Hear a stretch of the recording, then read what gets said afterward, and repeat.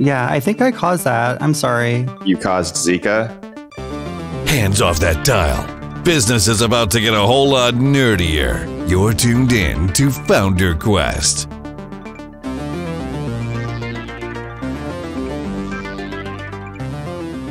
What you were saying, Ben, about source maps reminds me like a long, long time ago when I had this one freelancing client who like right after that movie, The Social Network came out, which was about Mark Zuckerberg making Facebook, like literally everybody who had, I don't know, 20 or 30 grand laying around was like, I'm going to hire some cheap developer and have them like make me some weird niche like social network. And I worked on several of these because I was freelancing at the time. And those one of them was for, yeah, those were the days where you could get like paid to write something that's like you knew in your heart nobody was ever going to use. Totally. It was this one for nurses. And so the guy was like very sort of unresponsive to questions. And I eventually sort of put something up and I was like, hey, let's, can you please start looking at this and tell me if you see anything wrong, if you see any bug, like you do in software. And he was just like, it's broken, just make it work. It's like, just give me the working site. And it's like, that's not how this whole process works, sir. It's, you don't just like, it's not like a car. You don't just go to the lot and you buy it. It's like you got to work the kinks out. You got to, Nice. Ben and I worked on one of those too. Did Starr work on? I don't remember if Starr was on that. I worked on one with it was, it was fun. Yeah, I think we're all taking pains not to name names. Yeah, we don't want to bash our past clients or anything. Yeah, they were generally. I mean, it was fun though. Like, I mean, back when people thought that it was really just about the tech. You could just build if you just built an activity feed, there would be activity in it. Right. Well, and to be fair, I think that was before Facebook groups. So like that basically killed any other type of social network app you wanted to build, right? Because everyone's like, we'll just make a group. Yeah, that makes sense. I never actually put that together, but that totally makes sense. Yeah. I sometimes miss those freelance days. Yeah. I think though, like today, if you were a freelancer, there's so much cool stuff. Like, the Tailwind UI was just released recently. And that is just super awesome. Giving you a bunch. What is that again? It gives you a bunch of components built on top of Tailwind CSS, which is a CSS framework that makes it really easy to build out designs. Anyway, so Tailwind UI is built on top of that and gives you some pre-made components like here's a list of users or here's a marketing page with a pricing grid kind of stuff. So, I mean, there's been templates around since forever, like on ThemeForest or whatever. But this is the latest built on like this reusable component framework idea. And I love it. So I think as a freelancer today, like if I was doing that today, I'd be like all about that. It's like, oh, let me just whip something up for you real quick for my UI since, I'm a developer and I suck at UI. That's really cool. It's weird because I feel like I don't really know what the historical sort of like progression has been because like on the one hand, it seems like we've gone from this world in around, 2005 or whatever, where one web developer with Rails was basically like for getting out a sort of minimum viable product. Like that was, pretty close to as good as you're going to get. And so you could just sort of whip out these things. But now it seems like apps have to be so much full featured from the get-go, but there's also so many more tools to do it. And I don't know. It's just, I guess maybe I'm just confused by it. I don't know what the lesson is here because like on the one hand, there's all these tools, but then on the other hand, there's so many tools and people expect so much from new apps that it's like, it's even possible for one person to do it.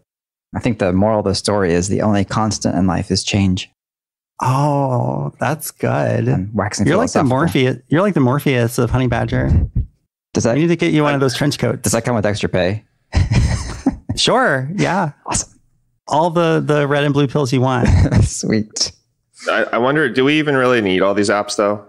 So many apps, like everyone wants like a certain, like, I think so many apps can exist together because like there's so many people that want them. Like you could make an app and there's, you have 100 users or something. You probably find 100 people that want to use your whatever mobile, like your take on fitness tracking or something on iOS. But are we going to get to a point where like we have as many apps as we have like people in the world? Like, we have like everyone has their own app. Well, I mean, if the economy is growing at a certain percentage, and that means the internet economy is growing at a certain percentage, then you need the number of apps to grow at a certain percentage, don't you? Right. Or yeah. either that or everything gets consolidated, which it kind of has been doing. So I don't know. You're arguing for centralization.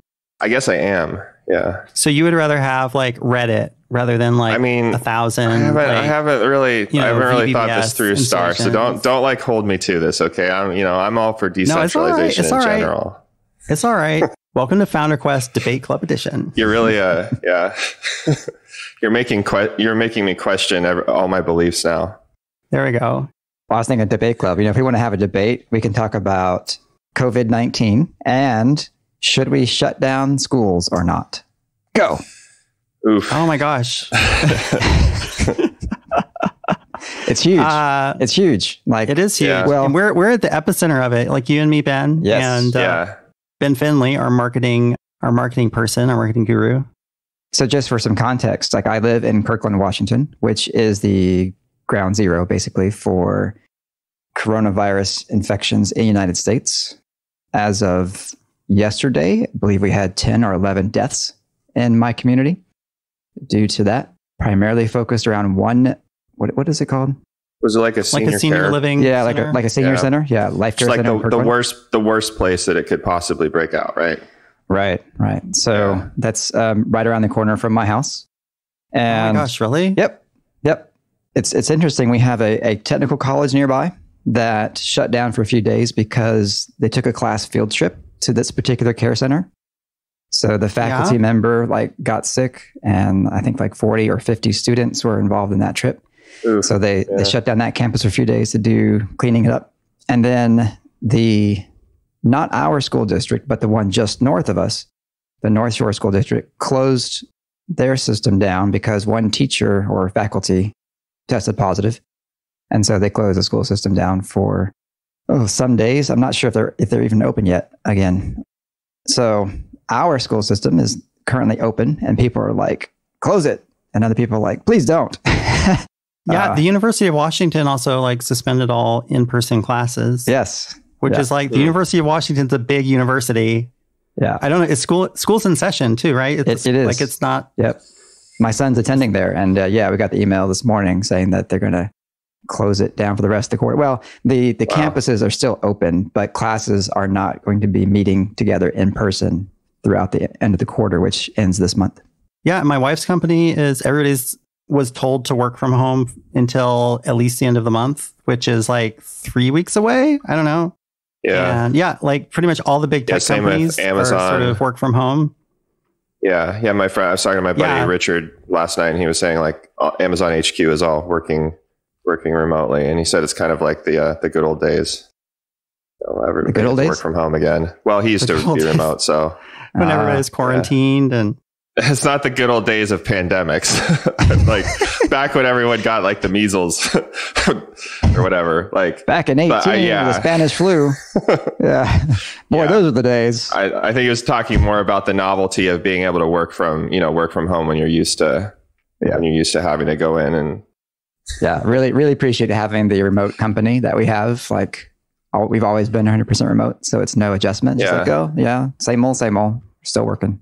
I had a dystopian image of the future where the world is ravaged by global pandemics, every week and everyone, but we've automated to the point where we can just all work remotely. So everyone is basically on full-time quarantine. This might be too close. Too soon. We did have a recent episode about the future of work, but I didn't expect the future to arrive so soon. Literally everybody is working from home. So today is March 6th. And so maybe a week ago, which is sort of before all the shit hit the fan, pardon my French. And I was at the grocery store, and I've had a cold, just a normal cold for the past month and a half. And I have a kid in daycare. This is normal. I know what colds are like, and it's a cold. So, but I was at the grocery store just picking up some normal stuff. And I was like, oh, while I'm here, I might as well get some Clorox wipes or something. And so I'm walking down the Clorox wipes aisle, and then for some reason, my cold kicks in and my nose just starts running. just like running, and I don't have any like tissues or anything, and so it's just kind of dripping. I'm like, oh my God, this is just a scene out of the Andromeda Strain. Like, this is a scene out of a movie. Like, I'm just going to get some Clorox wipes. My nose starts running. That's the beginning of the montage, at the end of which, like, everything's terrible. Be careful. You might be careful you don't like start a stampede too of people trying to get away from you. Oh, I know. And yeah, and as of now, like, the store is like completely out of like cleaning products and Clorox wipes. And yeah, you cannot buy hand sanitizer in Seattle. You cannot buy hand sanitizer on like Amazon and have it shipped in Seattle. I ordered a gallon of hand sanitizer from a natural products company. That sells bulk like ingredients for things, because that's the only one I could find. Right. So I mean, like, you probably wouldn't have bought a gallon if you could have just bought like a regular supply at the store, I would assume. Well, no, but I have to wonder, like how much, and that is like liquid gold. That's liquid gold in this economy, Josh. I mean, you could literally like divvy that up and sell little containers of it. Because I'm like, how much hand sanitizer are you people using? Like, I don't know, I have a little thing of it, and I'm like a germaphobe, so I use it all the time, but it lasts me forever. But I don't know. Well, we're starting a thing, or I'm trying to start a thing where whenever I put my kid in her car seat, she has to put on hand sanitizer. Yeah. Because I'm like, that's like an easy rule to remember. And she's sort of captive. She's like tied down. And it happens in between transitions between locations. So yeah, that's the real benefit of car seats, by the way, is that, I mean, it's the physical restraint aspect versus... So my sister, who lives in Louisiana, she saw on Twitter about all the toilet paper being purchased. Like, you can't get toilet paper in Seattle because everyone's bought it all. Toilet paper, hand sanitizer.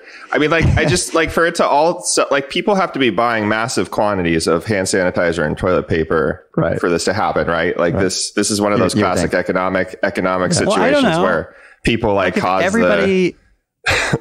Like, if everybody buys one roll of toilet paper on the same day, like, that would probably disrupt the supply chain. I guess you're right. Like, it's a sign to have. I don't know. Purchases spread out, like amortized, if you will.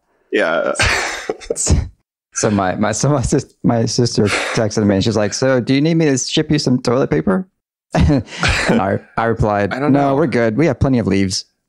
All I'm saying is everyone uses toilet paper, and we never run out in normal times. So as far as I know, people must be stockpiling, thinking that the supply chain is going to be disrupted by coronavirus. Oh, of course. Get the feeling, like people are thinking they don't want to, or they don't want to go out. Yeah. They don't want to go out. Time to buy stock in those companies and make bidets. Yeah. Seriously. Yeah. That was the start of the great bidet rush in 2020. You heard it here first. Yeah. FounderQuest investment tips. The real money is not in the bidets. The real money's in the bidet making tool. Yeah. I mean, we're joking, but you're not wrong. Probably could have made your fortune, Ben. I know. In toilet paper futures and bidets. Giving away those hot tips for free. Yeah. Toilet paper futures. That sounds like it's involved in the plot of some 80s movie.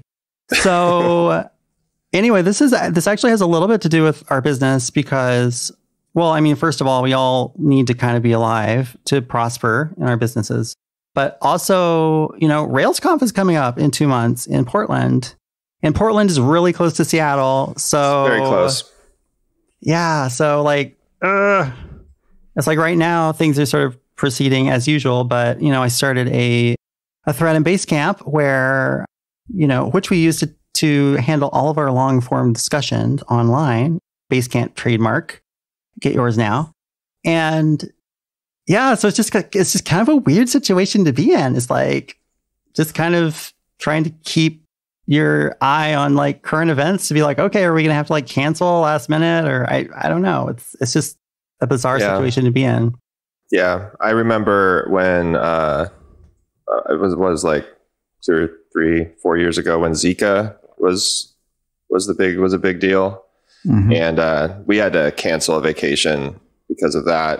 We were going down to Mexico, and that was no fun. It's not fun to like have to disrupt your plans, but it is kind of crazy when that happens.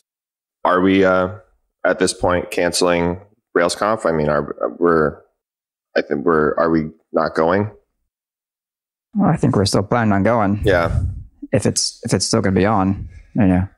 Yeah. So I think Ruby Central released a statement about COVID on March 2nd and said that they're tentatively still planning. It's still on basically. And that was based on the advice of the, I think like whatever, the convention center or the expo center down here and everything. So right now they're saying that they're not canceling events. So yeah, here's something interesting that came out of this past week. I've been reading probably more than I really should about all these current events. Google I/O was canceled or moved to online only. Microsoft canceled an event that they were going to have here in Seattle. Comic-Con, surprisingly, is actually going on here in Seattle. It's going to be huge, and it's going to bring a bunch of people here. Wow. Those comic book nerds, like they're hardcore. But someone made the point, yeah. When you have, and Facebook, they canceled their F8 developer conference. And someone made the point, like, because a lot of people are on Twitter talking about like how, calling out smaller conferences who haven't canceled yet, saying, you can't be risking people's lives and stuff like that, which I can sympathize with, being, again, in Kirkland where all this is happening. But someone made the point that, for a company like Facebook or Google or Microsoft or Apple, if they happen to make their change to WWDC in the summer, for them, that's not their primary business, right? Yes, it's an impact, but it's not like going to ruin the whole business for the year. They sell other things. But if you're a tiny conference, if that's what you do, or even a bigger conference, if that's your thing, that's your business, then that's a huge hit. Is a huge deal, right? So, for Ruby Central, if RailsConf is canceled, that's a much bigger impact to them than it is for Google shutting down Google I/O. Right. Right. So, or Apple. I mean, Apple could probably come up with something creative and like make, announce online and still whatever, Yeah. They're not, right. And they would make everybody think it was better. Right. Right. It's like, it'll be losers like do in-person conferences. Starr, it'll be now. incredibly brave of them to cancel the conference. Courage. Yeah, it would be. Courage. Yeah. Yeah. It would be. Yeah, I hear what you're saying. Like, it would be really rough for a lot of small conferences to cancel. I mean, in the end, like, it comes down to like a big question about morality is like, do outcomes like matter in terms of making the like correct moral decision? It's like, I don't know. I personally don't really think they do, but I'm not everybody. So, well, there are a lot of impacts too. And this goes back to the school closure question. Like, I was going to ask, like, we kind of like weaseled away from that. Like, we're going to have debate club now. Yeah. So, you have some parents are like, shut it down. I don't want my kids being in an environment where there might be a lot of transmission going on. But there are a number of parents who, can't afford to be home with their kids for weeks or, whatever. They have to go to work. They can't make alternate arrangements when everything is shut down, and the same is true with these conferences, right? Like, there are a lot of people that make a lot of money from a lot of services around conferences, not just directly, with like a vendor who's setting up your booth, right? Those people who are actually moving in tables and things like that, but all the businesses around the conference center, the hotels, and that's quite an impact that you have to consider when you think about shutting down a large event like RailsConf or like South by Southwest.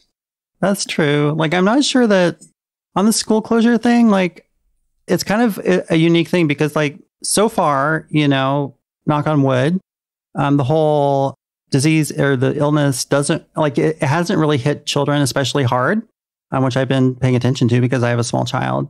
And so it's like having a bunch of kids together in school. It's like you're having a bunch of people who are sort of in not a super vulnerable group together versus you let schools out and suddenly, like, okay, grandma's going to take care of the kids and grandma is in a high risk group, and or you send the kids off to hang out at the mall or something. I don't know, like whatever people do. So it's kind of like if it was if it primarily targeted children, like, it seemed like it would be, it's like, then you have to shut down schools, like, regardless of economic impact because that's, the most highly risk people and they're all together.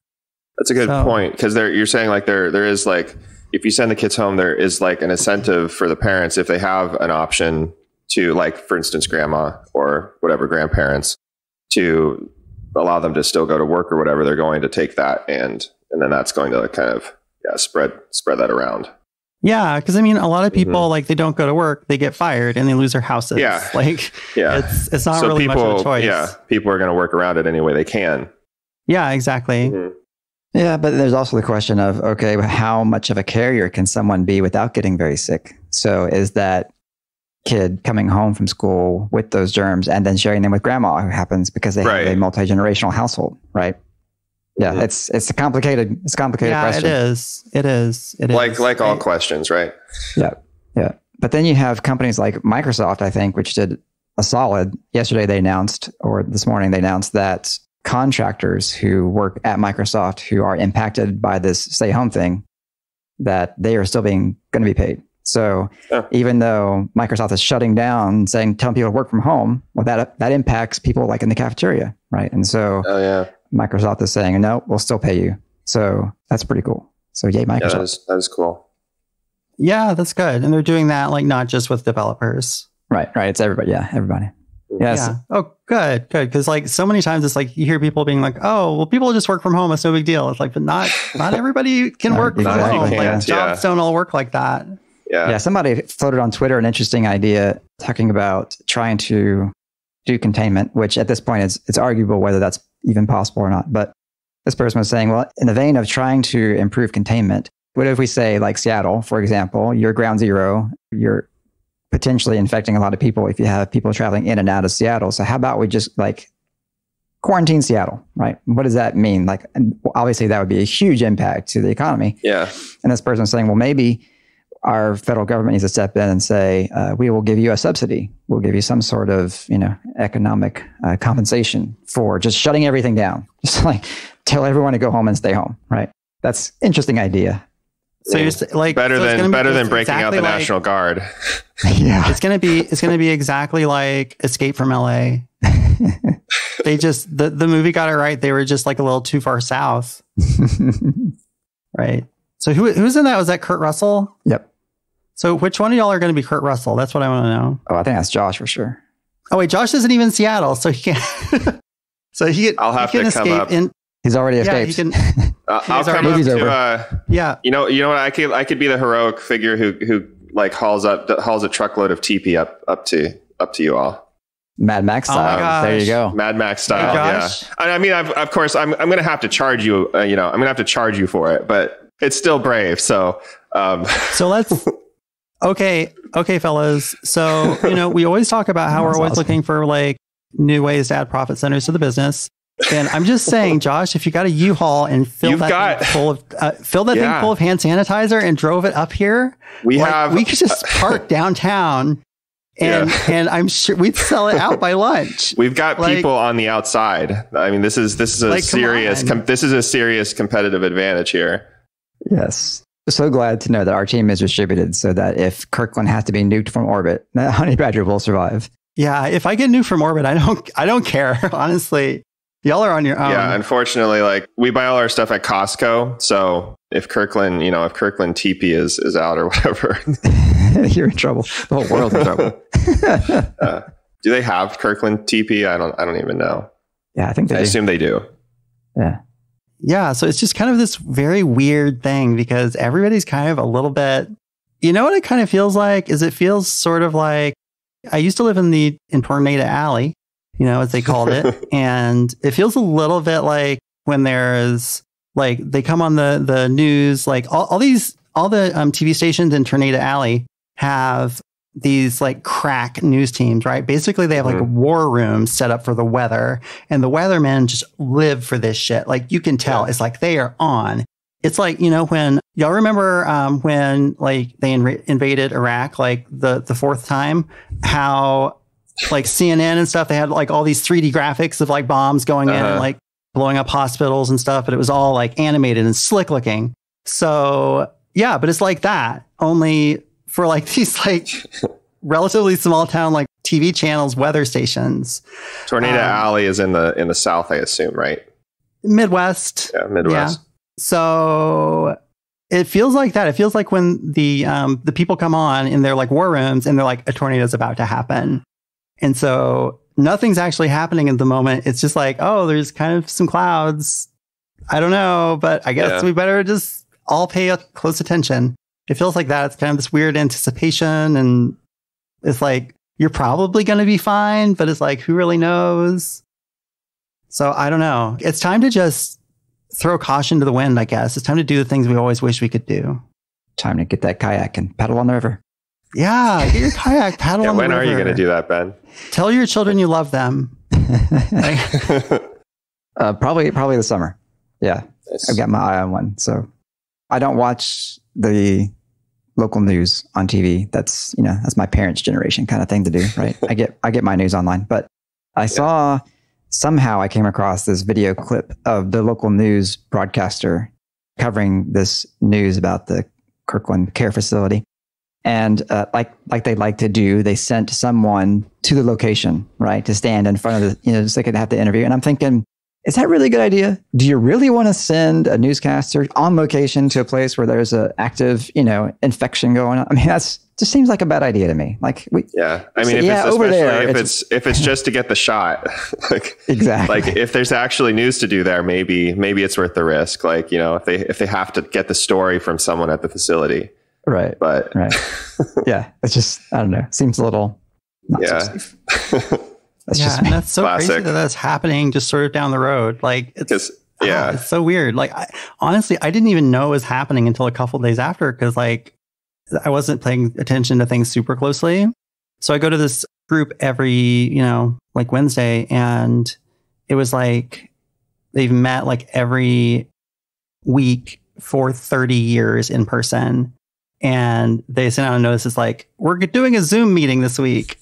And it's just like, whoa, like stuff is happening. Like this is no joke. So this is end of world stuff here we're talking about. Yeah, I know.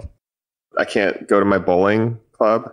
It's like my D&D group's online now. What is this? Yeah. I know. Just like end times. Watch out for horsemen, people. Watch out for strange men on horses. I've been thinking though, and this is kind of not a well-formed thought, but I've been thinking like, okay, so there's got to be plenty of opportunities here for startups like us and founders like us, entrepreneurs are like, there's got to be an angle that we can take to build some fantastic software or offer some great service to really take advantage of this changing dynamic in the workforce. Like if we shut down all these companies and everyone's working from home, that has impact today and next week, but is it going to have an impact months from now and years from now? Are we going to see this, like you were saying earlier, Starr, are we going to see this acceleration of the future of work where more and more people are working from home? And if that's the case, are there some things that we can do now as a company that can like take advantage of that? Like if there's a development team, because we target developers, that's who we sell to, right? So this is what I'm thinking. Again, back to the not well-formed thought. So if there's software teams who are out there, who are used to working together, rubbing shoulders every day, hanging out, sharing donuts and all those germs and stuff. And now they're all working from home. Like, how does that change their day-to-day work, right? And how can we take advantage of that? Like, what kind of tools can we build to help people make that transition better or, take advantage of this new scenario or help people feel comfortable working at home? You're saying we need to make a 3D donut printer? That would be totally awesome. Yeah. There you go. I see where you're going here. There you go. I mean, obviously already software teams can use Honeybadger remotely, right? To help coordinate over keeping track of their errors and making sure their app's healthy and stuff. But I think we just need to take it to the next level. And maybe we come out with this like Honeybadger vinyl figurine that has a little voice box in it. And it gives you stuff like that your project manager would say to you if they were going to tap you on the shoulder and interrupt you while you're working, right? Yeah. Like, hey, is that Jira ticket done yet? Things like that. And just like at random intervals, it just says something to you. How about a life-size honey badger that can just like stand over your shoulder and kind of make those comments? Even better. Like, what is it, Bill Lumbergh style? I like the way you're thinking, Ben. And like, this just occurred to me, like the answer to this has been like staring us in the face the whole time. And I've got 2 words for y'all. You ready? Yeah. Second life. Second Life people. We can have our own island, Ben. Haven't you always? Ooh. We've always wanted an island. Okay. Now you got me. Now I'm interested. Yeah. Like I was at Borders like a decade ago, and I saw a magazine there that was like Second Life is the future, and it's been like a decade, so it's got to be the future by now, right? Yeah. It's future. It's in the future now. Oh, it's like always. It's still around. No, I mean it looks exactly like it did back in whatever the mid 2000s, but it's now in the future. So it's kind of like it's kind of like having a VHS tape or something. I mean, it hasn't changed. Actually, I saw a documentary about this, and Second Life actually still has a very vibrant, I don't know if it's vibrant, but a very active user community. Yeah, it's got the in-game economy. Like people make their livings off of it, which is crazy and hilarious. Who knew? Yeah. Oh yeah, I remember the documentary is about that. There was a woman who sort of made these like you can craft items and sell them and stuff, but then there was a bug in the game and that lets you sort of glitch spawn or duplicate items, and it caused the whole economy to collapse. Yeah. Okay, so this is random, but are you familiar with Team Fortress 2? Yeah. I'm familiar with those words separately. Yeah, so it's an old shooter, right? But very good one. But yeah, it's a classic, right? Yeah. But the thing about Team Fortress 2 is that it spawned this whole hat culture, right? Collectibles, right? Things that you can trade and sell. And there was this whole Team Fortress 2 economy, right? Yeah. Are these real hats or virtual hats? Virtual hats. Okay. Yeah. Well, there was a vibrant Team Fortress 2 hat economy up until about a year or so ago, maybe a little less, where they had a bug where some of these rare items could be easily duplicated. Oh my gosh. I didn't hear about this. That's crazy. Totally crashed the market. It was just ruined it. Yeah, people must have been pissed. Oh yeah. Oh man, I can't imagine the gamer retribution for losing your diamond level hat. Totally. Or whatever. Totally. I mean, stuff that was worth, hundreds is now worth pennies. Oh yeah. In a day. The things that kids come up with when you put them in in kind of a economy that can be rigged like that, and they're clever and they grew up on a computer. I've heard some really, really hilarious stories about people making tons of money with various schemes just involving rare loot items. Yep. Selling them on eBay. People have built entire businesses on that, in their teens or whatever. That's so funny. I mean, at least so it's only in games, right? And no real industry could ever be decimated by things becoming easily copyable. You mean like Bitcoin? Yeah, this is never going to be a problem in the future. Oh my goodness. Wow. Life is a game, Starr. That is way too nihilistic for me, Josh. I can't get on board with this Nietzsche train of yours. Okay. Next we could do the podcast in Second Life. We totally should. Toby at Shopify already beat us to that. It was on Twitter this week. Did? Yeah, really? They totally did it wasn't Second Life, but it was a totally VR thing. So nice. Yeah. That's kind of funny. Wait, so they did a podcast in was there no video? They were just whoa, we're in VR. Because we could do that right now. Well, I mean, there is a video clip of these it. Cubes. Are you saying are we all going to get VR rigs now? VR rigs? Is that what we do? Is that what we do in response to the coronavirus? We could totally expense them if we use them for the podcast. Yeah. And then I am on board with this. We could do motion capture of ourselves for that PM over your shoulder idea, right? Yes. Yeah. Oh, now you're augmented. Now you're now you're talking augmented reality is where it's at. Yeah. Yeah. For real. Yeah. If you just set up a second screen at your workstation at home, right? And be like, hi, we're standing there waving at you. Yeah. I remember, this is a little bit off topic, but I remember how heartbroken I was when I realized that you couldn't just directly deduct. If you buy a computer or a VR rig, you can't just deduct that from your taxes. You've got to, you can only deduct the amount that it depreciates over time from your taxes, which isn't the same, It's true. It's like 10% of it. So I don't know. I just don't buy enough crap to make it really that much money. So yeah, I haven't taken the leap into VR yet. It just seems a little novel, or it has in the past anyway. I mean, I hear people tell me it's getting good, but there's too much junk on the floor in my house. I would injure myself. Yeah. Like I've got a small child. Like I would trip. I'd probably trip over my child. Yeah. But it'd make for a funny video to put on Reddit. Oh, that's oh my God, Reddit. I'm so sick of, I deleted the Reddit client off of my phone, and I'm much happier. Now instead of looking at Reddit, like I got Stardew Valley, and so I've just been playing Stardew Valley. I'm not meaning to brag here, but I'm a pretty good fisher person on Stardew Valley. I catch some just like with a little bamboo pole, like I've caught like 60-inch tunas. Wow. Nice. Like you wouldn't believe it's physically possible, but it is. Can you print screenshot and blow up the picture and print it out, hang it on your wall, to kind of commemorate your catch? Oh, like a trophy? Like a trophy? Yeah. Got all your Stardew Valley trophies. Song somehow. Yeah. You can hang it on your wall and stuff. Oh, I forgot about the singing bass. Yeah, big mouth Billy Bass. Y'all probably had a lot of those in the Midwest, right? Oh my God. I would guess. back to Tornado Alley. So much. And I don't even I know this is wrong. I know this probably isn't correct, but in my mind, its singing voice is basically like Jeff Foxworthy's voice. Who's the guy's you might be a redneck if, So I don't know. Because it's totally unrealistic. A bass would never sound like that in real life if it could talk. That would not be the voice I would imagine. They're so small, relative to a human, their voice box would be tiny, so they'd be really squeaky sounding. Yeah. You're saying that a bass would not have a bass voice? Is that what you're saying? Oh, that's a good place. That is a good dad joke. I mean, if I'm going to have a singing bass, I want Barry White. Yeah. Yeah. That's true.